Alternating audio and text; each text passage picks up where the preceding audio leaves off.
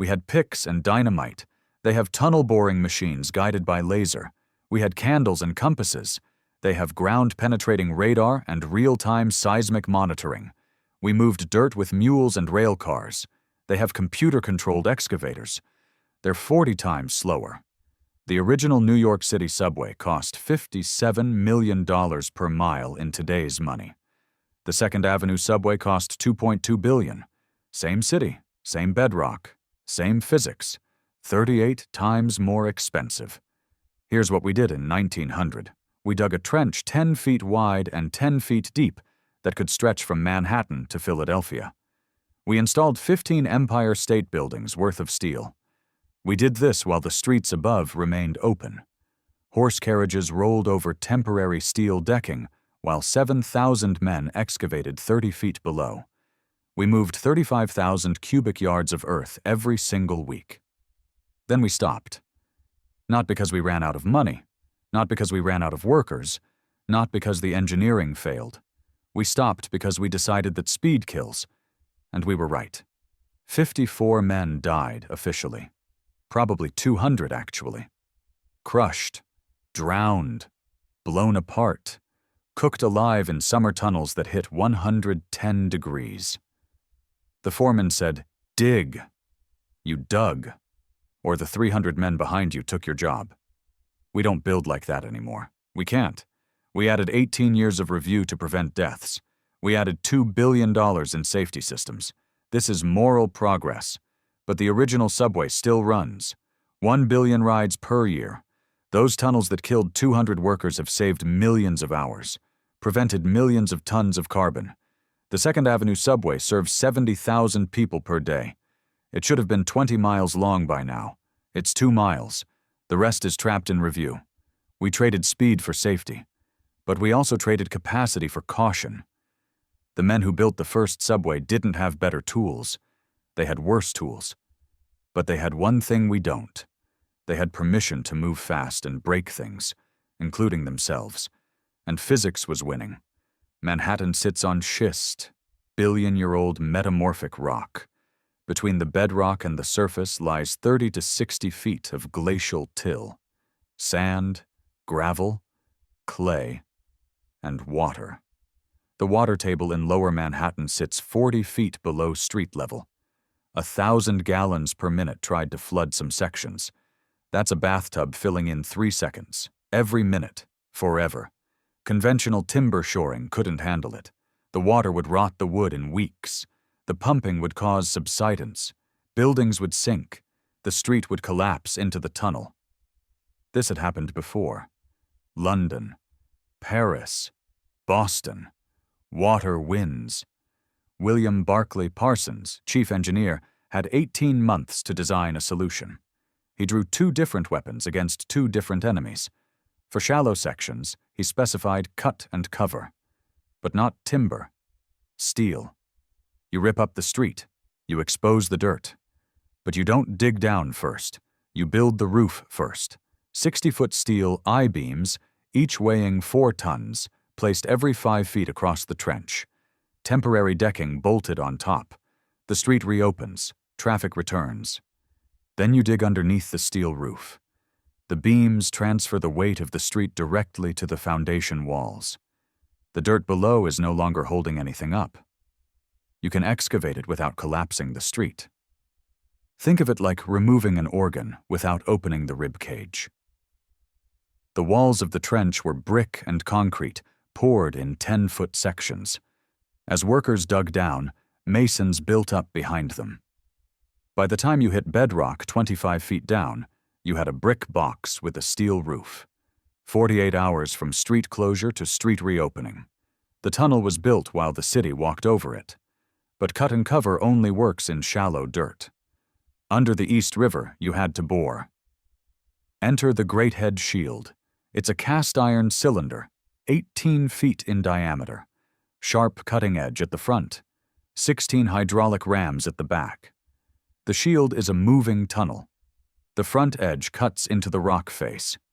Workers inside the shield chip away the rock with hand tools. The hydraulic rams push the entire shield forward. 3 to 6 feet per day through solid schist. As the shield moves forward, it leaves a gap between the back of the shield and the rock wall, 24 inches. Into that gap, workers install curved cast iron segments. 6 segments form a ring. The rings bolt together. The result is a continuous iron tube, 2 inches thick, following behind the shield. Watertight, pressure-resistant, self-supporting. If you could X-ray the bedrock, you'd see an iron serpent coiling through the stone.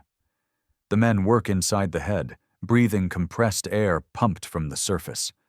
The compressed air holds back the water. At 60 feet below the river, the water pressure is 26 pounds per square inch. The compressed air inside matches that pressure, but compressed air is trying to kill you.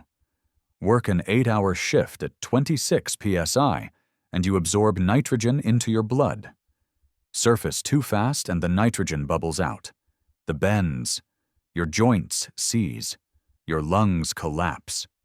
They didn't have decompression chambers until 1903, 3 years into the project. Before that, you surfaced slowly and hoped. 25 cases of the bends per month. 8 confirmed deaths from decompression alone. The shield worked anyway. The East River tunnels were completed in 1904. They've been in continuous operation for 121 years. The iron segments installed by men breathing compressed air in 1902 are still there, still watertight, still holding back the river. Could you build this today? Technically, yes. Legally, no. The modern equivalent is a tunnel boring machine. A TBM can bore through bedrock at 30 feet per day, 5 times faster than the Greathead shield. But you can't start boring until you finish the environmental review. That takes 6 years for a project like 2nd Avenue. The Greathead shield required 1 approval from the chief engineer. He said, bore. They bored. The TBM requires 217 permits from 27 agencies. Any one of them can say stop. The shield broke through under the East River in 14 months. The TBM sat in a staging area for 3 years waiting for clearance. Better tools, slower results. Because the tool isn't the constraint anymore. The permission is. But tools don't install themselves. It took an army to make it move. It took an army. And armies don't run on democracy. John B. McDonald got the contract on March 24th, 1900. He had 4 years to finish or he'd pay penalties. He stood to make $3 million in profit. He'd lose everything if he didn't. McDonald wasn't an engineer. He was a railroad construction boss.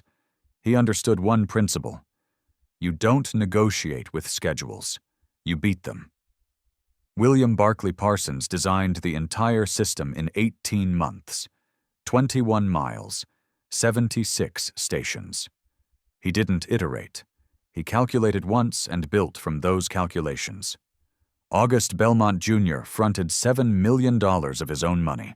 He told McDonald, I don't care how you build it. I care when you finish it. 3 men, 1 contract, 1 timeline, no committees. McDonald organized the work like a military campaign. Each section had a foreman. Each foreman had absolute authority. Hire, fire, discipline, bonus, no approval needed. You couldn't do the job. You were gone by lunch. The work ran 24 hours a day, 3 8-hour shifts, 7 days a week, 52 weeks a year. The only holiday was Christmas, and that was a half day. Handoff between shifts was 15 minutes, not 30. 15. The outgoing crew briefed the incoming crew. Then they left. The new crew picked up the tools and continued. At peak construction in 1902, 7,700 men worked the tunnel simultaneously. 54 different ethnic groups: Italian, Irish, German, Polish, Hungarian, Russian, Greek, Black Americans from the South who'd fled Jim Crow. The crews were segregated by task. Italians did the blasting. Irish laid the brick. Germans ran the machines. Hungarians and Poles did the digging. Black workers got the compressed air jobs, the caisson work under the river, the shifts inside the Greathead Shield, the jobs with the highest death rates. Not because they were more expendable in theory, because they were more expendable in practice. The pay was $2 a day for laborers, $4 a day for skilled workers. You worked 8 hours, you got your pay in cash at the end of the shift. If you didn't come back, someone else did. Competition for jobs was insane. McDonald's hiring office opened at 5 a.m. By 4:30, 300 men would be waiting outside. He'd hire 20. Why? Because the alternative was starvation. This was 1900. No unemployment insurance, no welfare, no social safety net. You worked or you starved. The work culture was pure momentum. The foreman pointed. You dug. If you hit water, you grabbed the pump. You started pumping. You kept moving. Decisions were made in minutes at the tunnel face. A foreman saw a problem, evaluated the options, gave an order. If the order was wrong, people died. If the order was right, the tunnel advanced. The coordination between shifts was brutal and beautiful. The night shift would drill holes for dynamite. The day shift would blast. The evening shift would clear the rubble. The night shift would start drilling again. 3 crews, 1 tunnel, continuous progress. Compare that to today. The 2nd Avenue subway peaked at 800 workers on less than 2 miles, 444 workers per mile. Almost the same density. But the work took 10 years instead of 4. Why? Because the workers weren't the constraint. The process was. Modern subway construction doesn't run 3 shifts. It runs 1, maybe 2. Why? Noise ordinances. You can't blast at night. Community boards complain. The work stops. Modern foremen can't make decisions without approval. Every change order goes through a review committee. The decision that took 15 minutes in 1902 takes 15 weeks in 2017. The original subway had 3 men at the top and 7,000 at the bottom. The 2nd Avenue subway had 27 agencies with approval authority and 800 workers. More people with the power to say stop than the power to say go. McDonald's men moved 35,000 cubic yards of earth per week. The 2nd Avenue crew moved 4,000. Better equipment, better training, better safety. 1/9 the speed. The difference wasn't the tools, it wasn't the workers, it was the system. One system had permission to move fast, the other had requirements to move carefully. But moving carefully has a cost, and sometimes that cost is measured in lives. Because while you're being careful, people are still dying, just slower. In the 1900 subway, they died fast. 54 deaths. That's the official number, the number McDonald reported to the city. But 54 is a lie. Investigative journalists in 1905 went back through hospital records, coroner reports, death certificates. They found a different number, between 150 and 200 deaths. The discrepancy wasn't an accident, it was accounting. If a worker died underground, that was a construction death. But if a worker got injured in the tunnel and died 2 days later in a tenement, that was classified as a residential death, not construction. If a worker was employed by a subcontractor, his death didn't appear in McDonald's reports at all. If a worker was an undocumented immigrant, his death might not be recorded anywhere. The body went to Potter's Field. The death went into the statistical void. Here's how they died. Dynamite. 18 confirmed deaths from blasting accidents. Sometimes the fuse was defective. It burned faster. The blaster didn't make it out. Sometimes a charge didn't detonate. The foreman sent someone back to check. It detonated while they were standing over it. Cave-ins. 22 confirmed deaths from tunnel collapses. You're working 25 feet below street level. The walls are wet clay and sand held up by timber shoring and hope. A water main bursts. The vibration shifts the clay. The wall slides. 15 tons of wet earth bury you in 3 seconds. January 27, 1902, Park Avenue and 41st Street. The street collapsed without warning. A 40-foot crater opened up. 6 workers were in the tunnel below. 3 were killed instantly by falling steel. 2 suffocated. 1 survived for 6 hours, trapped under a beam, screaming, before he died. The street was reopened in 11 days. The families received $200 each. No lawsuits, no investigation, falls, 9 confirmed deaths from workers falling from scaffolding. Most were electricians installing the third rail system. The third rail carries 600 volts. If a bolt pulled loose, the scaffolding swung. You fell 20 feet onto the third rail. Crushed by equipment. 14 confirmed deaths. Workers pinned between the Greathead shield and the rock face when the hydraulic rams activated without warning. The shield weighed 40 tons. It pushed with 200 tons of force. If you were in the gap when the rams fired, you were compressed to a thickness of 6 inches. The bends. 8 confirmed deaths from decompression sickness. Workers breathing compressed air at 26 pounds per square inch. Surface too fast, and the nitrogen bubbles out. One worker, Joseph K., age 24, worked an 8-hour shift inside the shield. He surfaced normally, walked home, woke up the next morning paralyzed from the waist down. Nitrogen bubbles had formed in his spinal cord. He never walked again. He died 6 months later. Cause of death on the certificate: sepsis. Not construction-related. Electrocution. 5 confirmed deaths from contact with the third rail. Sometimes the communication failed. A worker 50 feet away flipped the wrong switch. The rail went live. 600 volts. Your heart stopped. Drowning. 3 confirmed deaths. Water broke through the rock face. 1,000 gallons per minute. Workers were swept off their feet, slammed against the shield, pinned underwater. The survivors sealed the breach and let the chamber drain. They recovered the bodies 3 days later. Heat. Summer temperatures in the tunnels reached 110 degrees.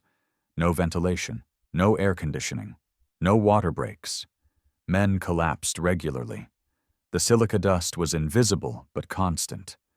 Drilling through schist creates fine particles of silicon dioxide.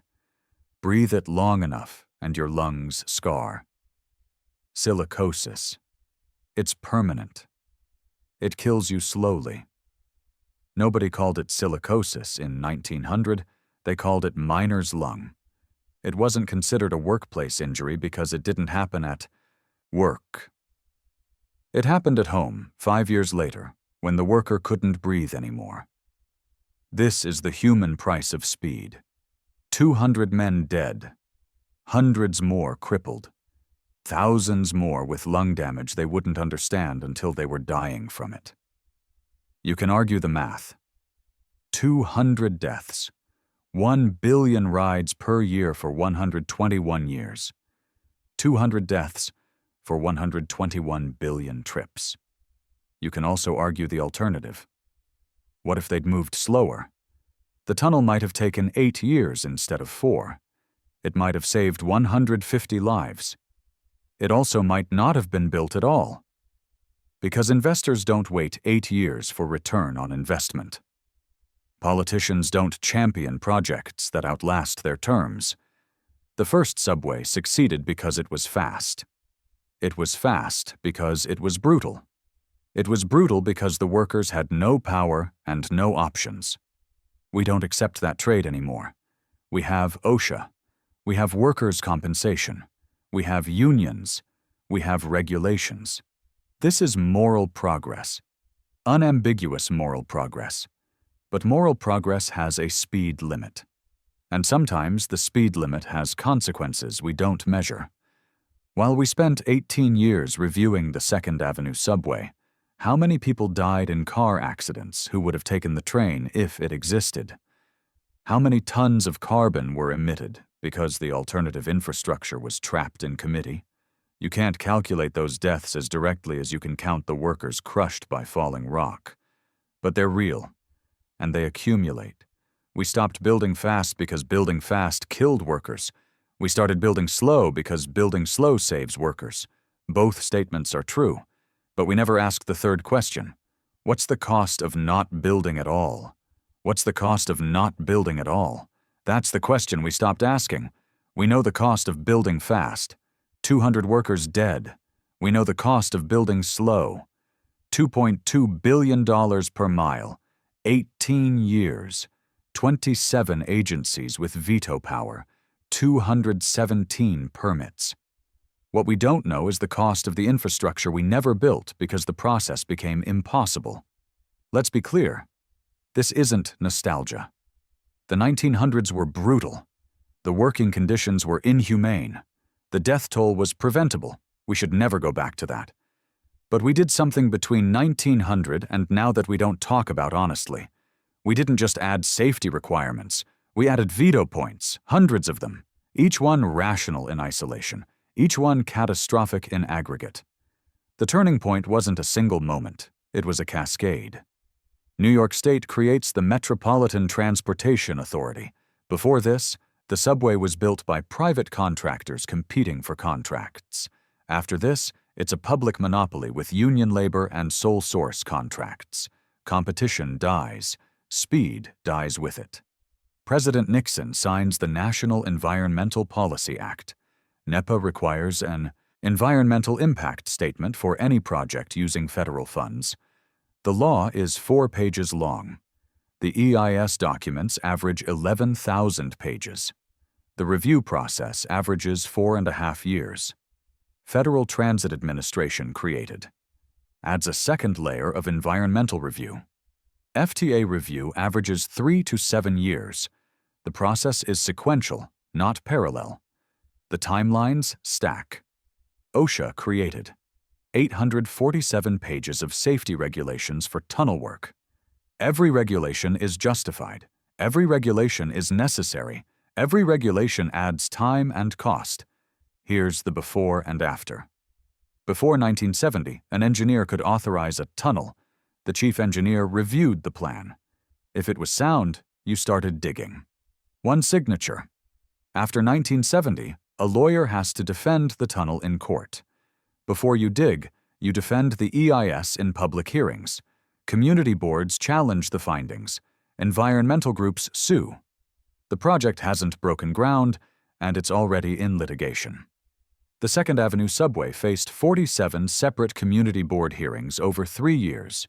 Each comment had to be addressed in writing. The comment response document was 2,300 pages. One comment, "The construction noise will disturb my sleep." Required response, "Conduct a 6-month noise study. Model decibel levels. Propose mitigation measures. Revise the construction schedule. Submit revised plan for public comment. Repeat. Time added, 8 months. Cost added, $4 million. Problem solved, 1 person's sleep. Multiply that by 11,000 comments. This is democracy. This is accountability. This is also why the Second Avenue subway cost $2.2 billion per mile. Is there a middle ground? Can we build fast and safe? Other countries suggest yes. Spain builds subways for $250 million per mile. 1/9 the cost of New York. Switzerland built the Gotthard Base Tunnel, 35 miles through the Alps, in 17 years. Safer than the 1900s, faster than America today. What do they do differently? They limit veto points. Environmental review is conducted by 1 agency, not 27. The review has a statutory deadline, 18 months. If the agency doesn't decide in 18 months, the project is automatically approved. They separate design from construction. You finalize the design before you bid. In New York, we revise the design during construction. Every revision triggers change orders. They use standardized designs. New York custom designs every station. Every station is a unique engineering challenge. Every challenge adds delay. They restrict lawsuits. You can sue over environmental violations. You cannot sue to delay construction once the permits are approved. In New York, you can sue at any stage. Lawsuits average 2.5 years to resolve. Construction stops while litigation proceeds. Could we adopt these reforms? Technically, yes. Politically, no. Because every reform requires taking power away from someone. Community boards lose veto power. Environmental groups lose lawsuit leverage. Unions lose negotiating power.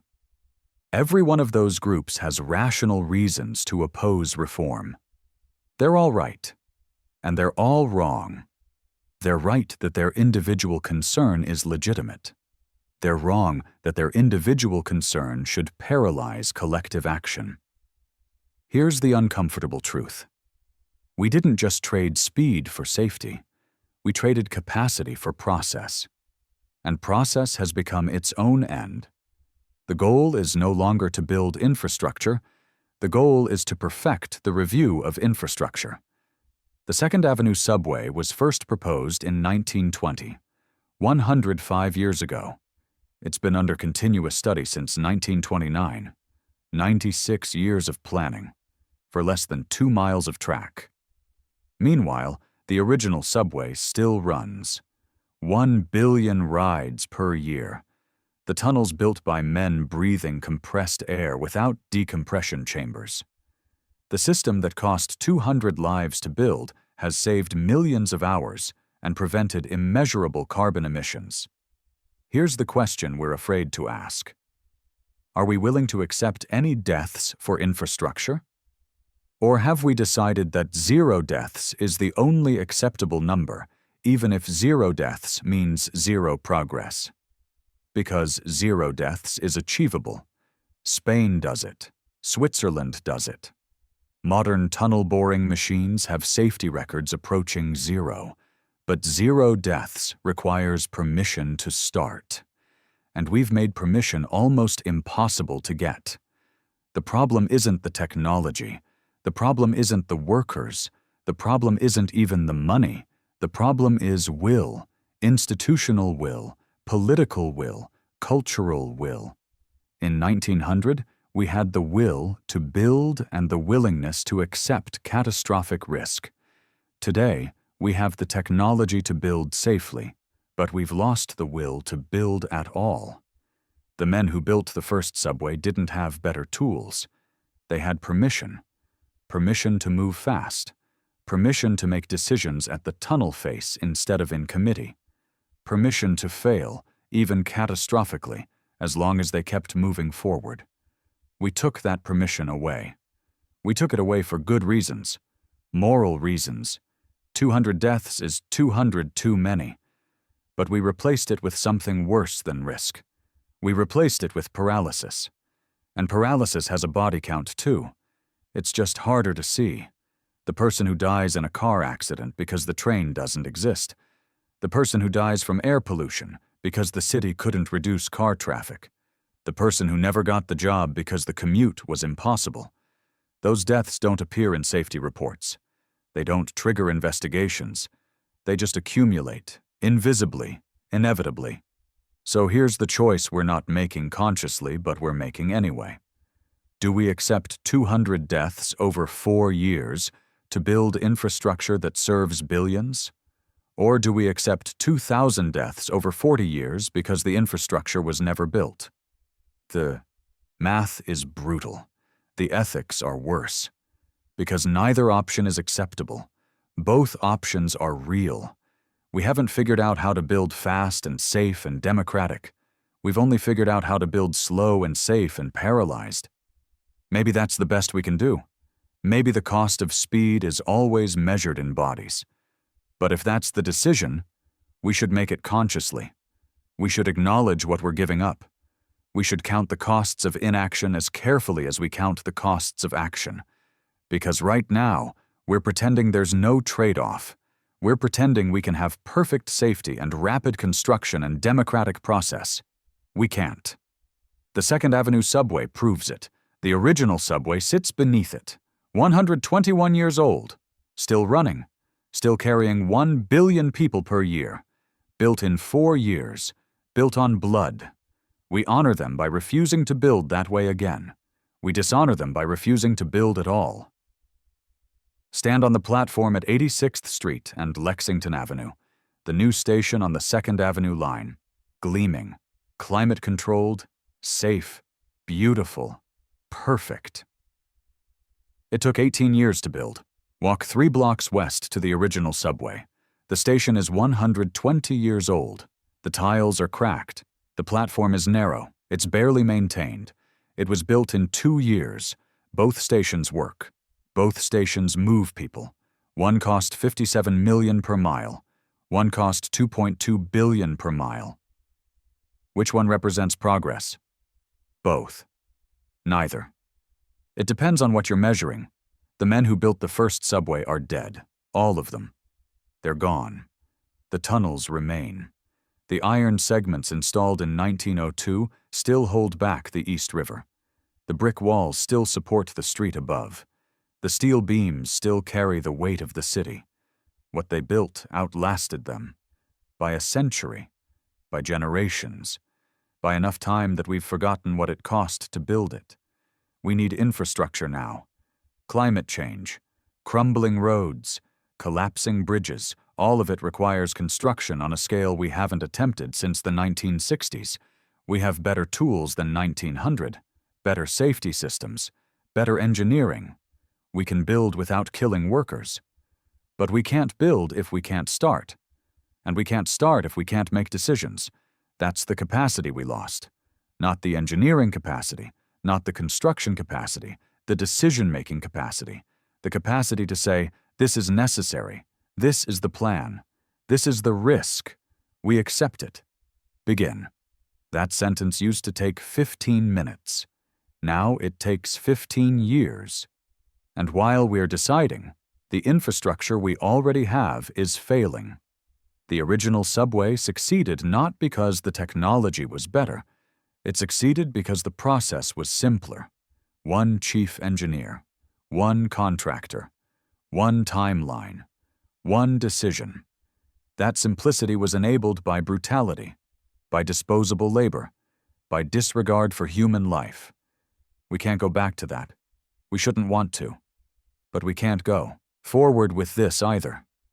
With 27 agencies, with 11,000-page reviews, with 47 public hearings per mile of track. Somewhere between 1900 and 2017, there's a middle ground. A way to build that's fast enough to matter and safe enough to accept. We haven't found it yet. We're not even looking for it. We're too busy defending the process, perfecting the review, adding the safeguards. And while we perfect, the city crumbles. The men who built the first subway didn't ask permission. They had permission. They used it. They paid for it.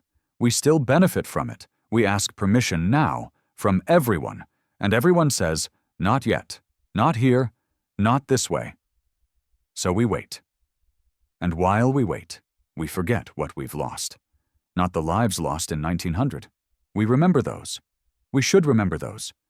What we've lost is the capacity to build despite uncertainty, to act despite risk, to decide despite complexity. That's the lost capacity. And we're not getting it back.